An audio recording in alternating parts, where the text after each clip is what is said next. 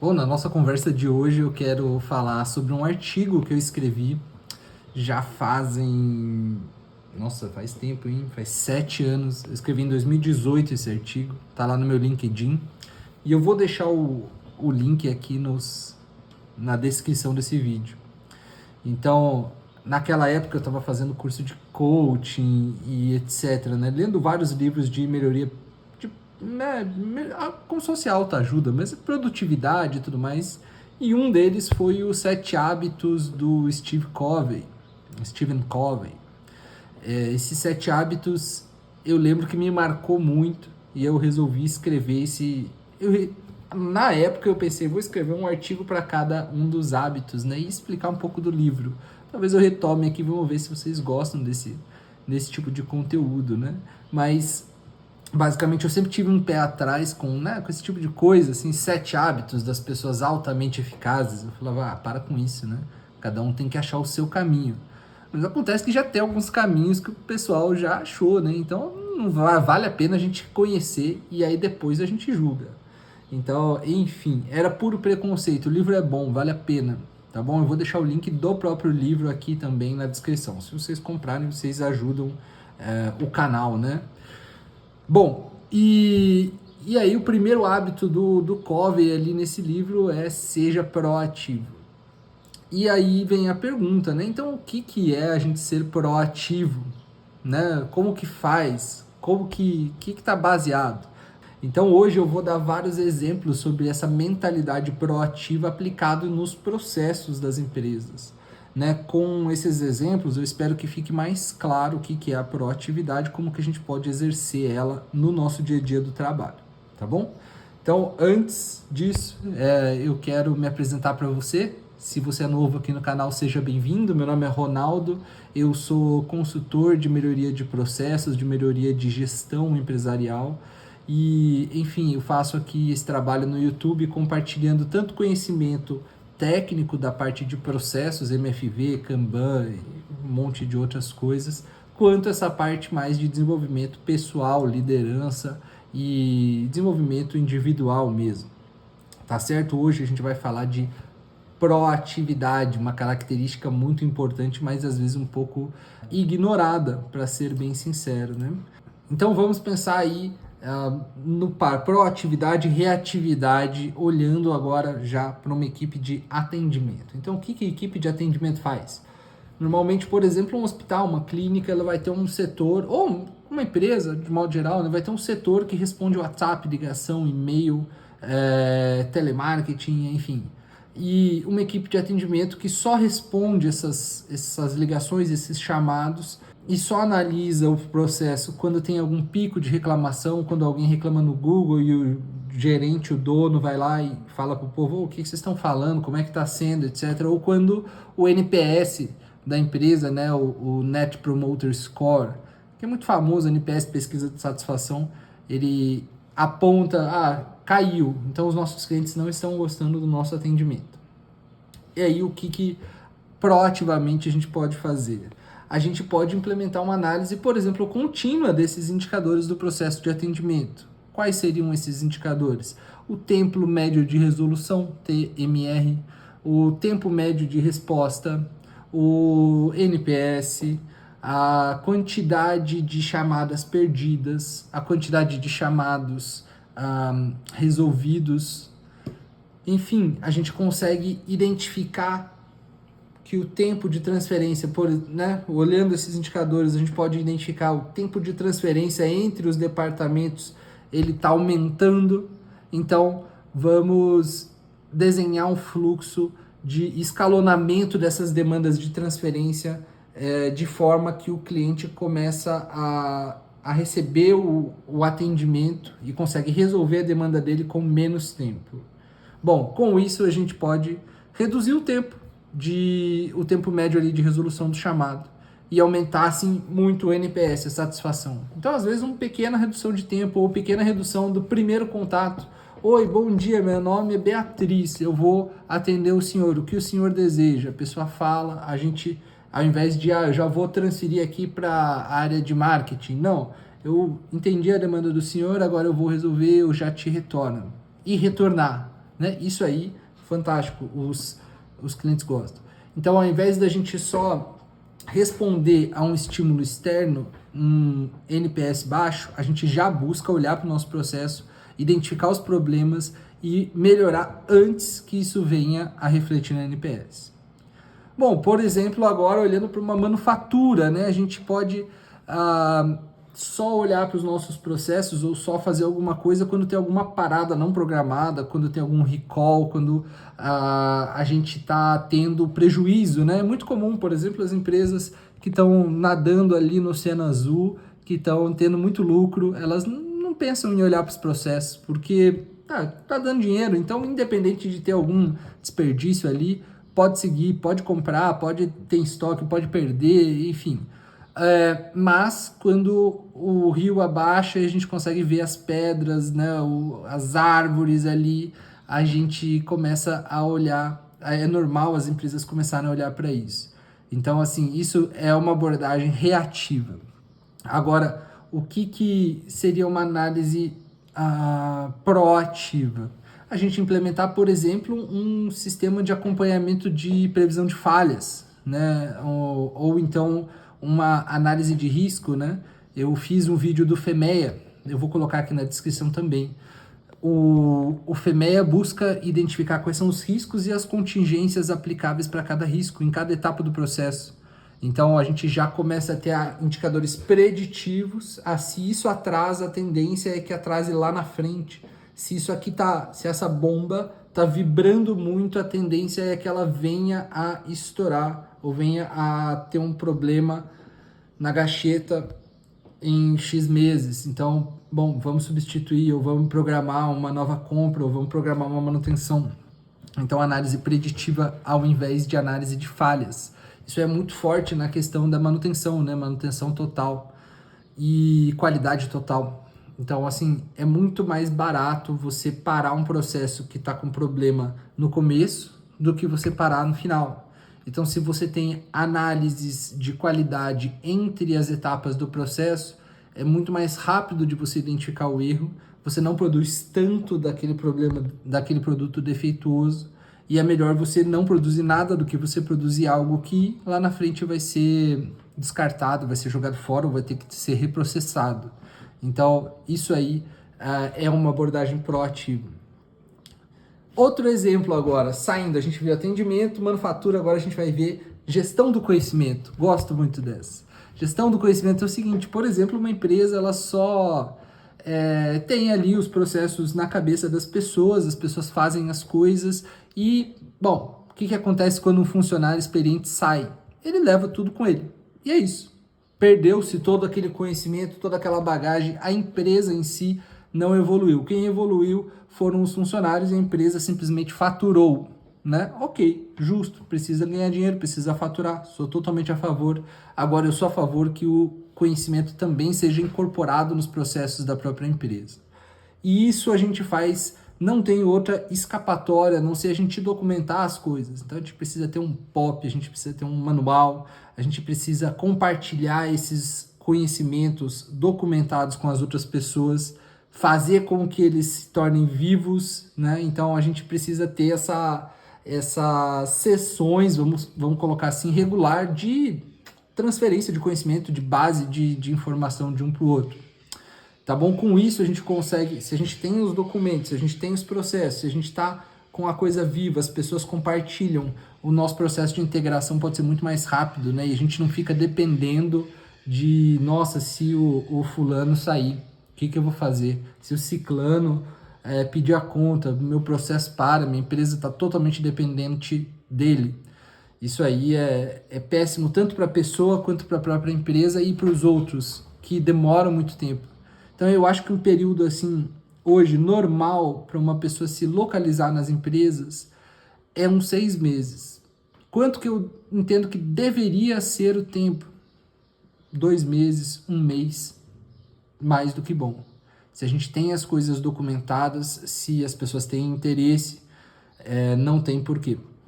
Tá bom? Mas a empresa precisa ter essa mentalidade proativa de documentar a base de conhecimento dela. E bom, quando a gente está falando de proatividade, qual que é o passo, né? A gente tem sempre um estímulo externo. Então, por exemplo, passamos a ter prejuízo na nossa manufatura, um estímulo externo. E agora, o que, que a gente vai fazer? A gente vai culpar o mercado, a gente vai culpar o vendedor, a gente vai culpar o cliente, ou a gente vai olhar para dentro e vai trabalhar o que a gente pode trabalhar para mudar esse cenário. Ou, por exemplo, um distribuidor aumentou o preço e a gente é uma revenda e a gente não consegue repassar esse preço para o nosso cliente final. E aí? Então, assim, a forma com que a gente recebe um estímulo, ela pode ser proativa ou não. Então, proativa no sentido de que a gente não se deixa afetar diretamente pelo estímulo, no sentido que a gente não é só receptivo desse estímulo. Vem um estímulo, a gente processa ele, decide qual é a melhor forma e toma a decisão em conformidade com aquela nossa decisão. Ou seja, a gente tem algo, tem um filtro que, independente do que chega, a gente vai valorizar aquilo lá e vai ter um output nosso mais elevado, mais direcionado para o que a gente quer. Né? Então, a pessoa proativa, ela sabe como responder aos estímulos do mundo e como fazer com que as coisas andem, mesmo em cenários difíceis, mesmo em todo tipo de empresa, pessoa, você, se é uma pessoa proativa, você consegue andar, você não fica parado, né? Porque você sabe que tem muita coisa que não depende de você, mas tem muita coisa que depende. E só que às vezes a gente não quer fazer o que depende de nós, porque é mais difícil, porque dá trabalho, porque a gente não gosta, porque o que a gente gosta a gente pega e faz, né? Mesmo que dê trabalho. Então, às vezes a gente simplesmente deixa meio stand-by e coloca, não, esse sistema não funciona, isso aqui não dá para fazer. Bom, e antes de ter computador, não tinha empresa, a pessoa não fazia na mão? Ah, fazia. Por que não fazemos na mão, então? Não, porque não dá, fazer na mão, hoje, século XXI. Se o sistema não dá, então vamos fazer em planilha? Então vamos fazer num outro sistema? Vamos trocar de sistema? Dá para trocar? Não, não dá. Então, enfim, a gente consegue explorar novas possibilidades. E agora vamos voltar para alguns exemplos, né? Por exemplo, processo financeiro. O processo financeiro é ótimo, né? Porque é onde está o dinheiro, a entrada e a saída. Digamos que um financeiro de uma empresa, ela só vai analisar ali discrepância de faturamento quando os clientes estão reclamando ou quando o fechamento mensal não bate, não fecha, né? Então chega lá no final do mês e o número não está batendo, e agora? O que a gente pode fazer? Proativamente, olhar isso diariamente, monitorar pequenos desvios em tempo real, na medida que isso vai acontecendo. Então hoje tem BI, dashboard, sistemas, tem sistema que já tem o seu BI, mas falta pessoas para olhar isso e tomar decisões. Então a gente precisa ter essas correções imediatas. Por quê? Porque se a loja lançou com o centro de custo errado, ela tem que ir lá e arrumar. Ou compras, enfim, ou estoque. Além disso, criar um processo de auditoria, né? Tanto auditoria fiscal, contábil, quanto auditoria de processos. Se os processos estão sendo seguidos, o pessoal está fazendo realmente entrada no estoque da forma certa, o pessoal está fazendo ordem de compra, cotação e assim vai. E não somente uma auditoria anual, uma coisa assim, tipo uma ISO, né? Que a pessoa faz 2 vezes no ano ali, pronto. Então, você olhar continuamente todos os dias de uma forma diária e resolver os erros, olha, já meio caminho andado. E já não é uma abordagem reativa. Agora vamos olhar para suprimentos. Né? Uma indústria, por exemplo, pode só analisar seus processos de compra quando falta alguma coisa. Faltou e preciso produzir, faltou, acabou o cimento, o pedreiro fala, né? Então, ou quando um fornecedor, sei lá, por algum motivo não conseguiu entregar, e agora, né? E aí a empresa culpa Deus e o mundo, né? Você produz chocolate, o teu fornecedor de chocolate tá sem chocolate e pronto. E agora? Então, o que a gente entende de suprimentos que seria uma abordagem, o que eu entendo, né, que seria uma abordagem proativa? A gente pode implementar um monitoramento dos estoques, tanto de matéria-prima quanto de produto acabado. e acompanhar as entregas, acompanhar os lead times, acompanhar o momento de fazer o pedido de compra e se esse pedido de compra foi feito na quantidade correta, conforme o monitoramento aponta, né? Esse monitoramento muitas vezes a gente faz através de Kanban. Então, a gente pode criar algum alerta quando o consumo de alguma matéria-prima foi muito alta. Por exemplo, a média histórica de uma determinada embalagem é 10 unidades por dia. Em um determinado dia consumiu 10 mil. O que aconteceu? Talvez pode ser um consumo errado. Alguém lançou uma unidade errada, era milheiro, lançou unidade, ou era unidade, lançou milheiro, ou era dúzia, lançou quilo, sei lá. Essas coisas acontecem no estoque. E aí você pode ter um problemão na tua fábrica porque alguém lançou um milheiro em unidade, por exemplo, né? Então, você ter alertas precoces são muito úteis. E isso, quanto mais você conseguir automatizar, melhor, mas não é necessário. O que é necessário é você ter essa visão de, bom, eu não posso deixar simplesmente faltar para depois eu ir fazer. Eu preciso ter alguma forma de controle que impeça das coisas faltarem, ou impeça dos problemas acontecerem. A proatividade está muito nesse sentido. Você não só reagir ao que te vem de fora, mas você evitar que aquilo lá ocorra. Né? Do ponto de vista de empresa é mais ou menos isso. Bom, mais 2 exemplos aí para a gente ficar bem firme nesse conceito. Né? A gente tem, por exemplo, uma equipe de TI, né, que ela só vai atualizar ali o seu serviço, o seu sistema, quando o pessoal estiver dando assim, já estiver exausto, né? Esse sistema não funciona, esses computadores são horríveis, está tudo travando, nada dá para fazer, não dá para integrar. Eu tenho meu computador faz 15 anos aqui na empresa, ele já está todo quebrado, eu peguei do estagiário anterior. Geralmente é muito comum isso, né? E as pessoas às vezes, ou essa internet, ou esse telefone, e, bom, o que acontece? Proativamente a gente pode fazer um processo de avaliação do parque tecnológico, né? O que precisa de reposição? Celular, computador, sistema, máquinas, olhando não só para TI, mas quais ferramentas de trabalho precisam ser repostas ou melhor utilizadas, ou quais sistemas estão sendo subutilizados. Às vezes a empresa tem sistema demais, e usa só uma parte de cada um. E, bom, para que tudo isso? Vamos reduzir. Então, você planejar migrações de sistema, planejar migrações de compra de computador, né, fazer essa substituição e monitoramento da performance, tudo isso afeta diretamente a produção das pessoas. É comum as pessoas ficarem com um computador que não presta, que leva meia hora para ligar. Isso aí é inadmissível, não vale a pena nunca para nenhuma empresa ficar com um computador que leva meia hora para ligar.